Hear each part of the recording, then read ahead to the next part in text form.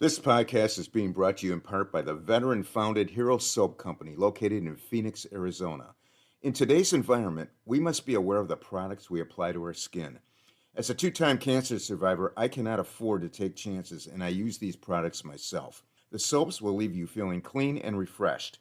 All the products made by the Hero Soap Company are made in the United States with the highest quality ingredients sourced from companies in the United States whenever possible. The products are made in small batches to ensure high quality and contain premium essential oils and fragrance. All Hero soaps are created without synthetic colorants, parabens, and sulfates that are irritating to the eyes, skin, mouth, and lungs, and are cruelty-free, meaning these products are not tested on animals.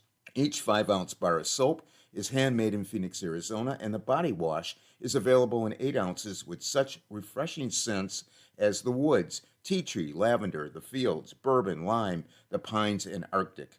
You will absolutely love this soap. Please also check out their gear for sale. All the products are reasonably priced.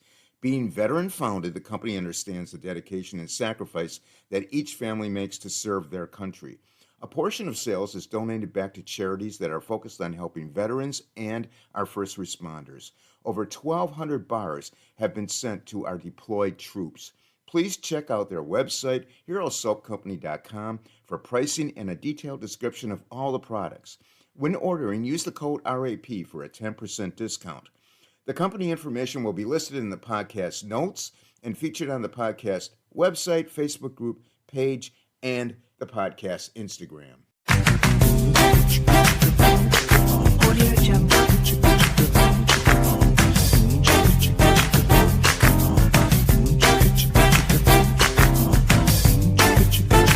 Audio Jungle.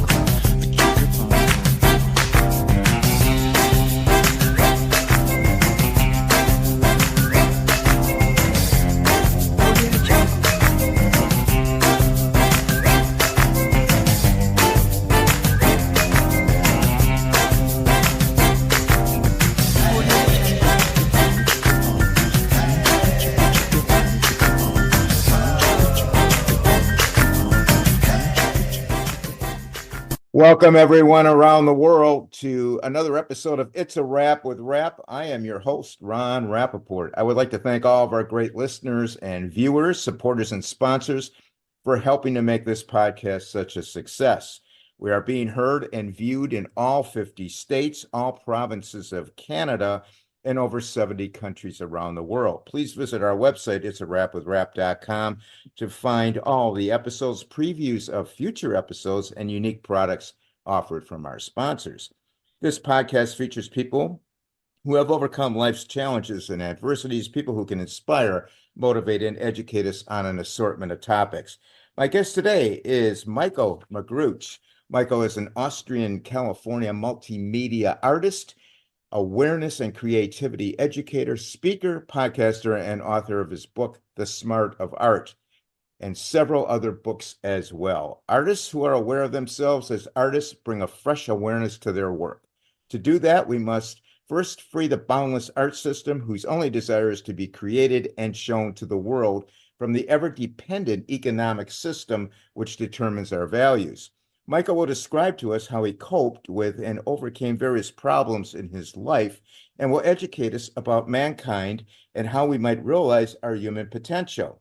Not fitting in due to your circumstances in life is a challenge. When Michaell discovered art, he expressed himself and cultivated happiness and balance in his life and coped with other people. Michaell will teach us some things about the way of art that develops an artistic expression of consciousness, helps us awaken our enthusiasm for one another, and helps us to leverage art and creativity as a human superpower to reach our potential and our promised life. Welcome, Michaell, to the podcast. Thank you so much for being with us today. Thanks, Ron, for having me. Thanks for having a canvas where I can paint. I love the background you have. Now, to understand you as a person, let's go back to your early years and tell us about that time frame and the challenges you faced in those early years and other things you faced in your life. So I was born in Vienna, Austria, and I was a sick child. And they held me back on the school till 7. And then when I got in this 7 in school, I got the second punch, and I was extremely neurodiverse. And at that time, they say, okay, you're dyslexic. Okay, that's it, but you still have to read. You still have to do everything everybody else does. Okay, but you're dyslexic. So what? I didn't get any advantage of it.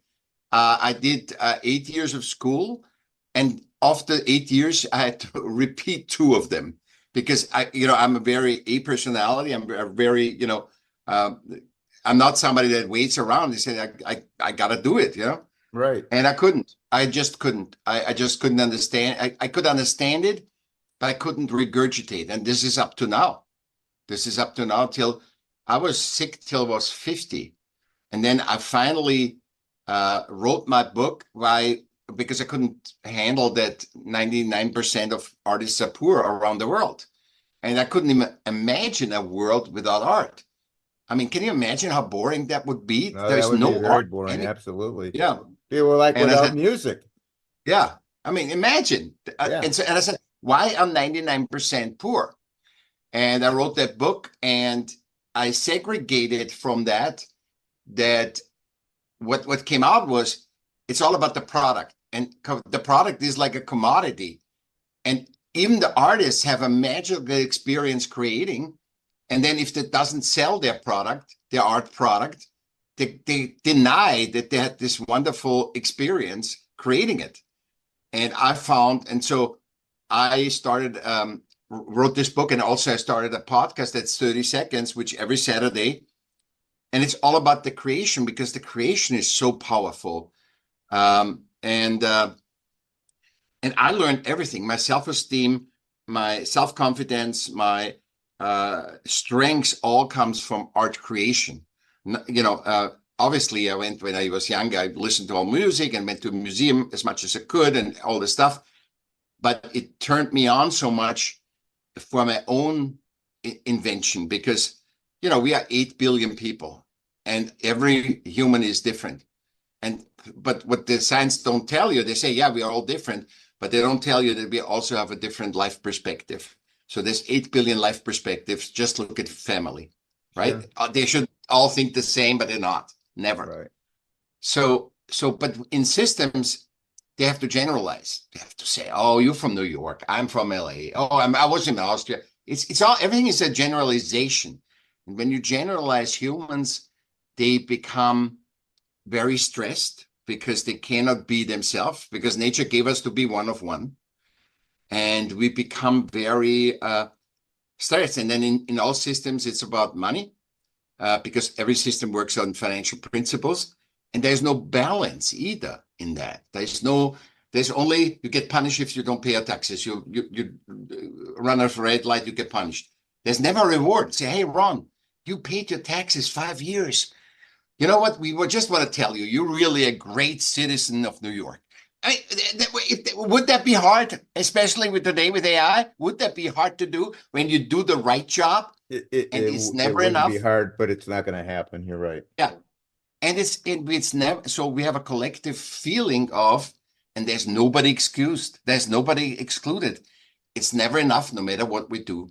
That's why millionaires kill themselves. That's why rich people get all crazy. And that's why we hurt other humans, because when you take a living being and put it in a corner and pressure it, not only to show your uniqueness, but also pressure it and say, you got to work harder. You got to do more. You got to do, now you make $1,000, but tomorrow you have to make $2,000. And that push makes us inhumane. We can't think rationally anymore. And that's everyone. And I was always thinking, yeah, the rich people, they have it all.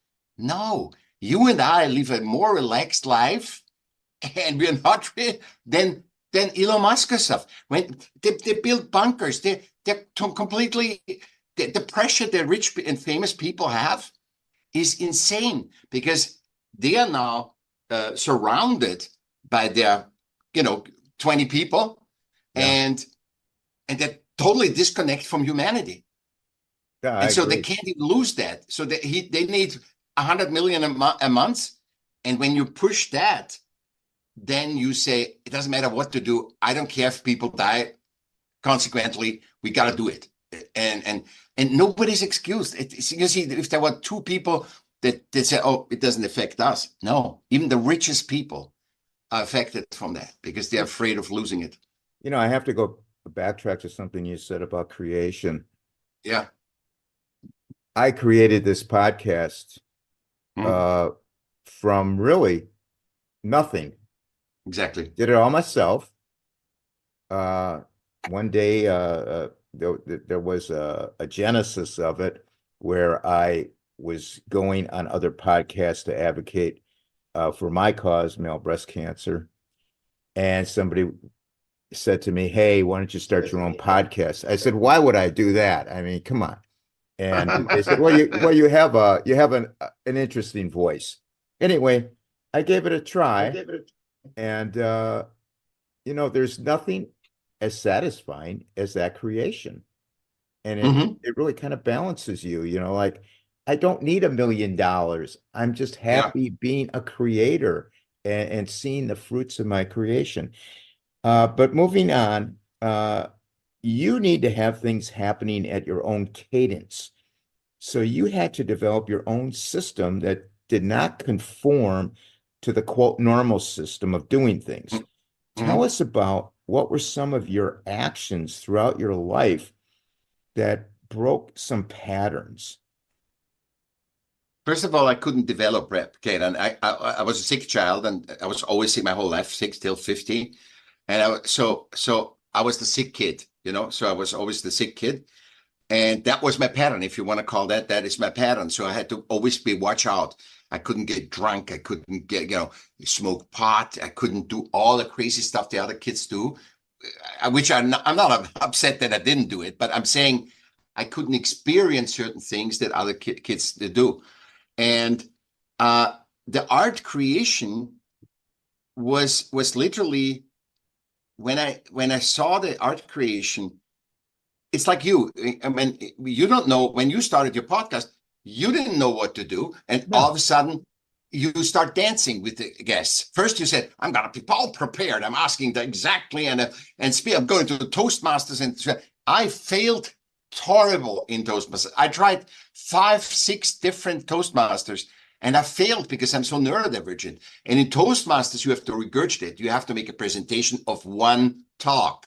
I can dance with, but I had to do 200 podcasts to guesting all over the world to learn how to dance with people because it's natural for us to dance with each other. So if you and I start singing, most people won't like it, but the people in the world would understand it with the 6 senses. Oh, it's a sad song, it's a happy song. And that's the power because I call us humans, we are a species of nature, and our species is a collaborative creator animal. We created Singapore, New York, Google, Apple. It's collaborative. Not Steve Jobs created it. No, we collaboratively helped creating it, and that's our strengths. So that's our artwork. That's our collective artwork, right? Right. And then we live in that artwork. And in that artwork is obviously impossible because we created it. It's not like nature. I have gravity and I can't help it. Obviously, the gravity we can't fight, but we can do so many other things. I can make a hierarchy where you are the king and I'm the peasant, which doesn't exist in nature. And that's why I say the segregation of your life view between system relevant, I'm a good accountant, I'm a good citizen, I'm a New Yorker, I'm a LA person. And what is human, it's human centric, being a part of nature, needing to sleep at night, needing to reset when we go, today people fly in 2 weeks, fly all around the world. They say, we have a world trip in 2 weeks. You tell me, and you are at a certain age like me, where how can you digest that? I don't care how computer savvy you are. How Yeah. can you digest 2 weeks, this beautiful world in 2 weeks? It is impossible. I agree. What did you want to accomplish when you started out painting? I want what everybody wanted, but I want to be a famous painter. So I started painting actually when I couldn't find anything in galleries that I liked. And my best friend from Austria said, your uncle was on the academy and whatever, and you painted with him. So just paint something. Yeah. And I painted it and my ego was saying, that's horrible, Yeah. And he says, just hang it up. Just hang it up and stay 2 months. And if you handle it 2 months, then you can throw it away. And I start loving it. And it really, the horrible paintings, the first two, really activated me to create more. And all of a sudden I saw what I couldn't see because I was all system relevant. I tried to be system relevant. Everything is, what you have to do to fit in. And I couldn't, obviously. And that's how I learned about art creation. I knew all about, the art, but that really got me into art creation. And then I made music and now I'm writing a lot, but it's my expression of, also it's very much the same energy.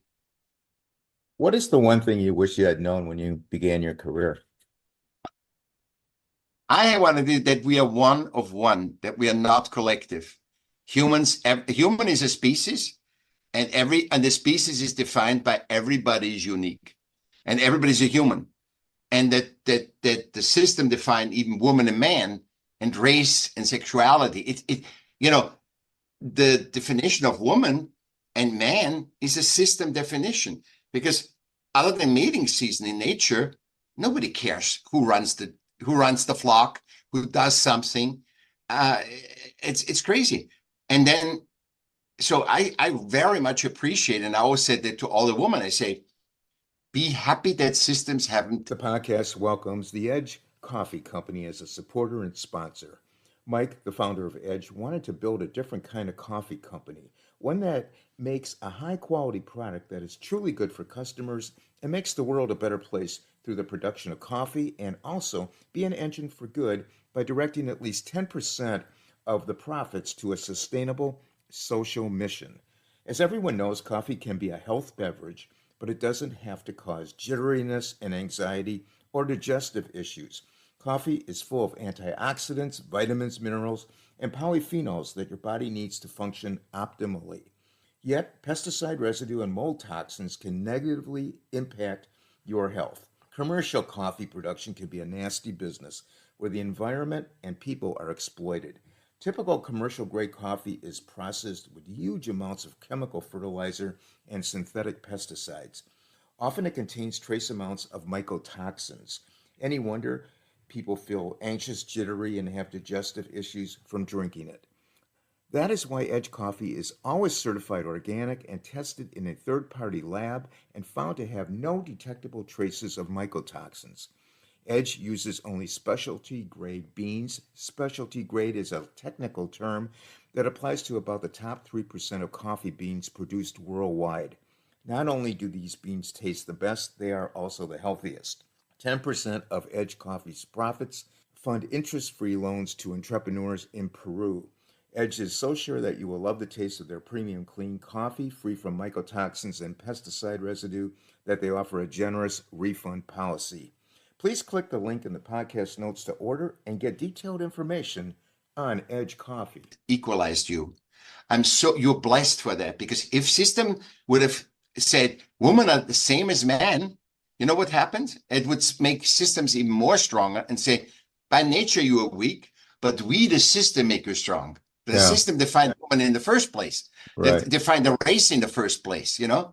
It's just crazy, No, I definitely agree. Did any form of spirituality come into play, forming your consciousness, coordination between yourself, subject matter, that type of thing? Yeah. Ron, I tried, but we are DNA driven to belong together. It's the balance is the balance is finding the space between your individuality, being one of one, and being all. And what I've tried, to get to school, I couldn't. Get a job, couldn't. Had to do tapes, sell tapes, and then start other creative jobs and stuff. And then I thought, and after study spirituality, and it didn't work for me at all. It was nice and relaxing. There was no pressure. The people are very pleasant, but I prefer the art community more than the spiritual. But But I mean, it was interesting. I didn't learn. It's another system. It's another disturbance. And this brought me to this human centricity is the highest. When you go higher than human centricity, you go into vibrational, and that's not what we experience right now. The most real that you and I right now that we can experience is right now, that moment. Right. It's not the future, it's not the past. It's this moment. It's the moment we're in. Tell me that, yeah, and tell me, and so, but oh, I want to have the truth. The truth is right now here. And the highest truth.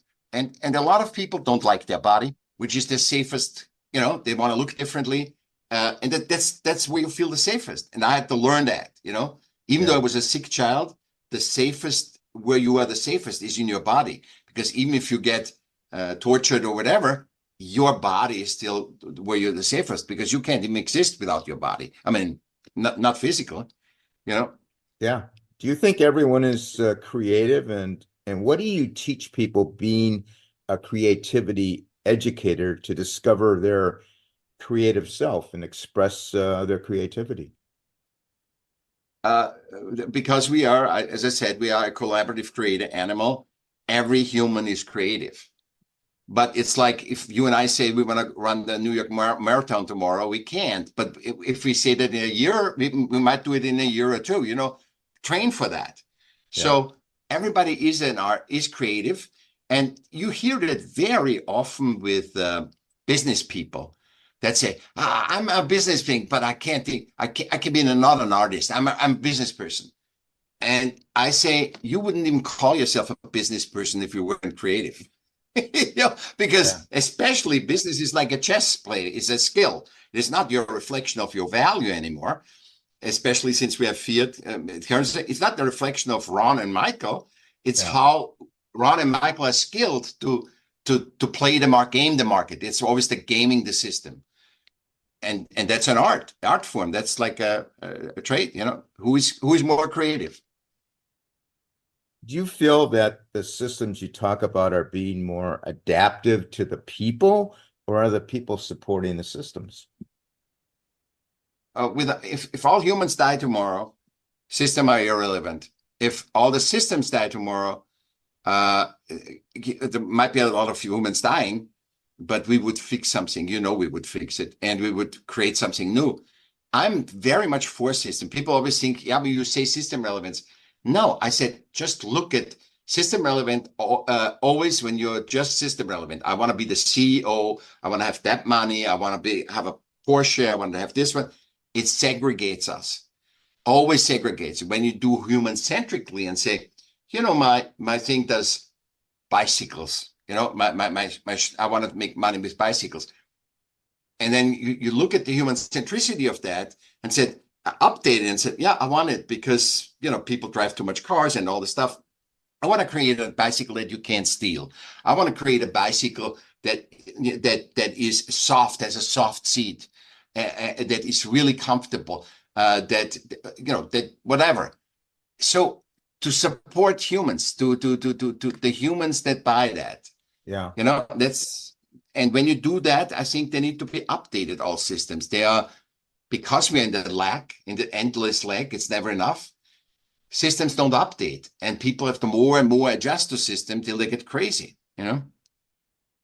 So this podcast focuses to a major extent on helping people overcome their life's challenges and adversities through all types of modalities. Now, since art is therapeutic, what are some coaching and guidance techniques you use to help people in need of this help?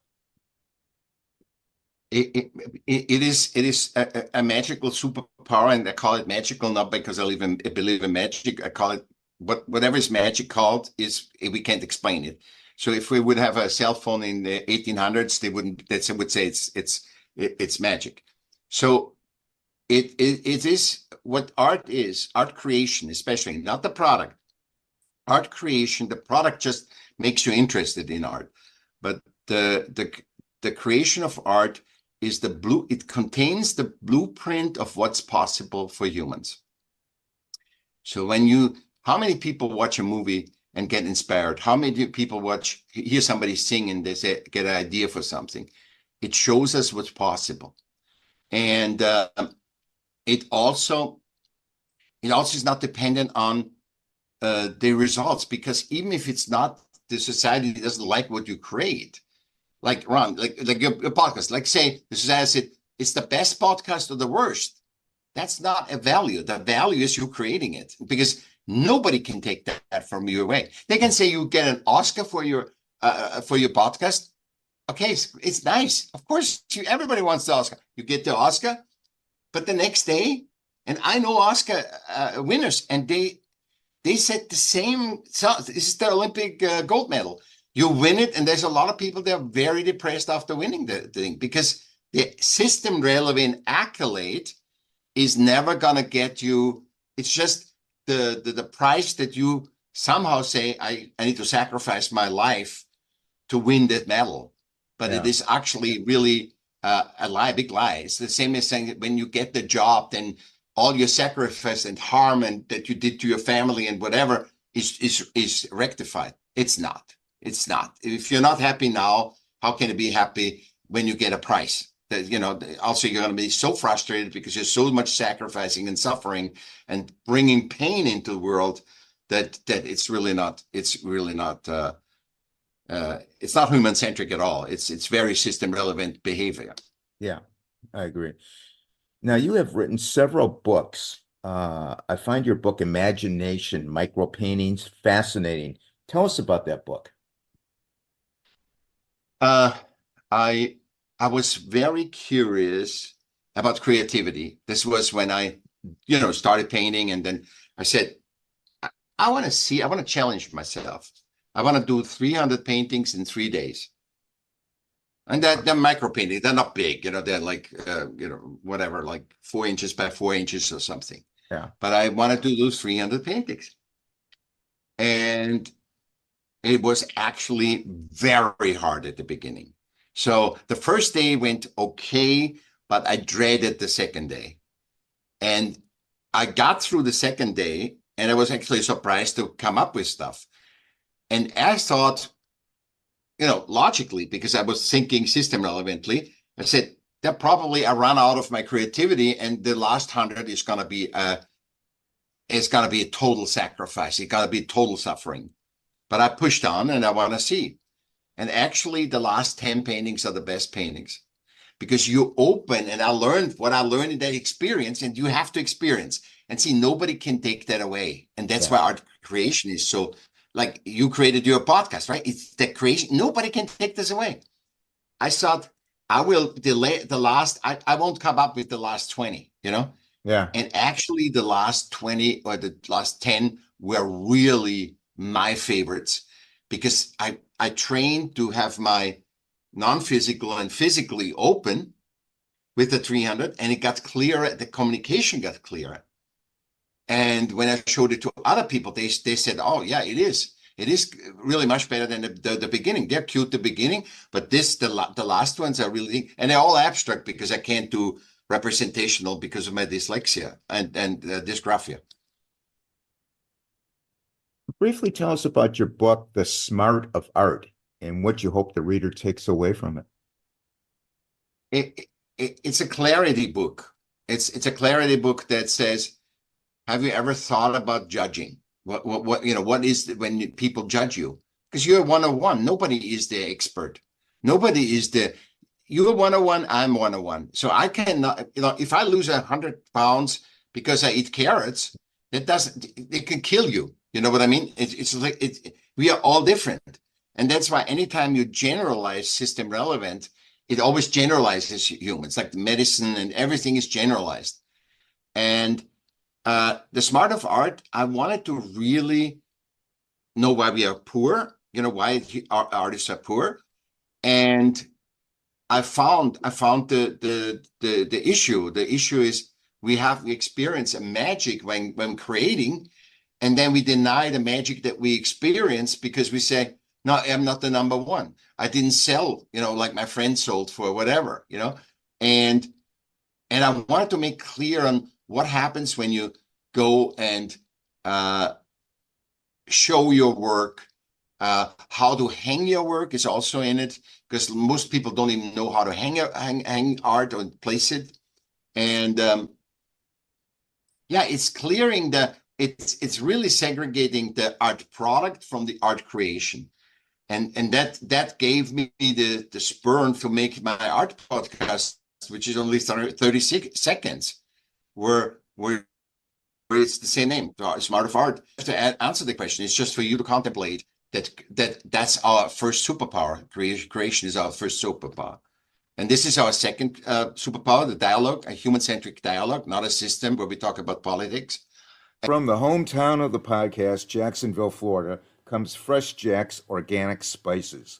Fresh Jack's is a small business on a mission to get people eating at home with healthy food to maintain a healthy lifestyle and transforming that healthy food to delicious with their handcrafted spices. Unlike other spices, which are laden with dyes, anti-caking chemicals, and radiation, Fresh Jack's lists all the ingredients in the bottle for transparency. Unlike other commercial brands, which by law only have to list their ingredients as spices. All the spices at Fresh Jack's are handcrafted, hand-churned, and even hand-packed by their team. Since 2019, Fresh Jack's started their One Box Equals One Meal program. For every box sold, Fresh Jack's donates a meal to a child in need. So far, 472,000 meals have been donated. Fresh Jack's makes seasonings for grilling, for barbecue, for smoke cooking, keto and keto grilling, veggie lovers, seasoned sea salt, and much more. Click the link in the podcast notes to check out the products and to order. And the third is adaptability, because if you and I don't adapt to each other, this cannot happen. Give us some examples of your work you did outside the normal system pertaining to your work as a creator. So 300 that I did the first, I participated in the first interactive, which is so long, we still had phones and everything, the theater play. We made that for the Austrian television thing. I did a Frisbee Funker. I called them Frisbee Funkers. And I did a ultimate Frisbee club because I was asthmatic. And that's the only thing that I could do. And actually, this was the first lifestyle brand. There was no life brand because it wasn't about the sport. It was about the social thing that we do, having sweatshirts. And I made money actually, selling printing a sweatshirt, a T-shirt. And it was an income source for me. But it was so fun. We made parties. Everything was not system relevant. It was just fun. It was all about fun. That's something and I think I would have enjoyed that. Yeah. And the fun, and Ron, the thing is, that now they find it all out, but I knew that for a long time. When humans have fun, they're the most creative. The moment humans are serious, which is the system relevance, right? Be serious at your job and everything. It's constricting, very constricting, because look at nature. All the animals play with each other. Yeah. It's a play. And in that play, I'm learning, Ron is a strong man. I'm not going to fight him. Or, I say, Ron is funny. And then, I learn when I play with you, I learn much more than when I say, okay, let's be serious and talk about it, Yeah. So, I definitely see where you're coming from. Now, for those out there struggling through whatever life challenge or adversity they have, what words of wisdom do you have for them to overcome? Mm-hmm. I say nature doesn't make mistakes. Even science says nature doesn't make mistakes. So why you are not one of 8 billion, you're one of 8 billion with unique life perspective. And the nature doesn't make mistakes. I always say that to young kids because there's so much higher suicide rate right now. I say, you are nothing, and life is not to copy others. You copy other people because you are DNA driven to be one. But when you know once, we're all driven. That's why we're on cell phone. Then you see kids on the phone. And when I see kids on the phone, I say that it's okay to be on the phone. I don't want to take that away. I just want to tell you the reason why you guys are all locked on the phone is to see what the humanity does. That's why we watch news. It's to be connected with the world. We have a drive to be one. sitting all in the same boat. And that reflects in various ways. And I would say to every human, you are one of one. And, life is figuring that out. You doing your podcast, I doing my art, and you learn more from that than having a job. Because the job is not individual, it's generalized. Okay, you're a bookkeeper, so don't be a bookkeeper, Yeah. Are you working on any new projects? Yeah, I work a lot of stuff, but I do it primarily for the joy. I don't do it to make money. I do it primarily for the joy of it, and then I make money. That's good. That's a nice thing on top. But I do it primarily for whatever fulfills me, because fulfillment is very great. That's also for your listeners. Fulfillment is a great thing because what fulfills me doesn't fulfill you. So it's very unique. It's for your oneness. So when you chase fulfillment, then you know for sure you're on the right path. And fulfillment, I don't mean gluttony and lust. I mean, what we're doing right now, we're both dancing, and that's very fulfilling to do that. And then you're on the right path when you do that. And I had a talk this morning, opening promotional podcast. They want to do a TV show and radio. They want actually a network. They want to in Cape Town about it's called human centricity in the new world, and all their programs are from the octopus movement, which is all neurodivergent people. So I got all these various shows mine, and we give them to South Africa so they can, because I tell you one thing, these people are not so far like we are, so because we're so long in generation in systems, we don't even get that. They get it in 5 minutes. Ron, I've never seen something. I was invited to Nigeria for a weekend seminar. I couldn't believe how people got that. Really? I have such a hard time in the white because they're not segregated from nature that long. Yeah. They're still living. They're also living in modern buildings, and so they're not living in huts but they haven't been segregated from nature for so long, so they have a better feeling of that. They find me welcoming. They invited me to be part, and also these people in South Africa invited me to be part of it, because they resonate with that message that it makes life 50% easier once you get that. And our systems are artworks, are collective, and we can change anything in systems. I can So tell we that don't have to have war. I can tell that your line of thinking makes you a happy person. Yeah. Am I right? 100%. Yeah. It will make you right. If you read my article, and we can add that to your episode, the human centricity and system relevance. And I wasn't happy, Ron. I wasn't happy till 50. It took me 50 years, and I was working with Robert Evans. I lived in his house with Godfather and all this stuff. No education, by the way. I was Arts Commissioner of Newport Beach. I wasn't fulfilled. And now I can tell you, even I had all these system relevant accolades, I never felt as happy as with you right now. That's awesome. It's That's just awesome. That's awesome. How can people contact you? MichaellM.com, Michael with 2 L's, MichaellM.com. And that's everything. That's my music, paintings, books. You can read my articles, everything for free, podcast access, everything. And it's, I like to make, I like to tell people nothing.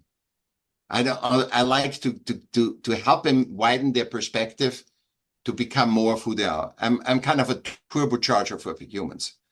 I turbocharge them. I said, you read my thing, you turbocharged your uniqueness, Ron. That's what I do. Yeah. Yeah.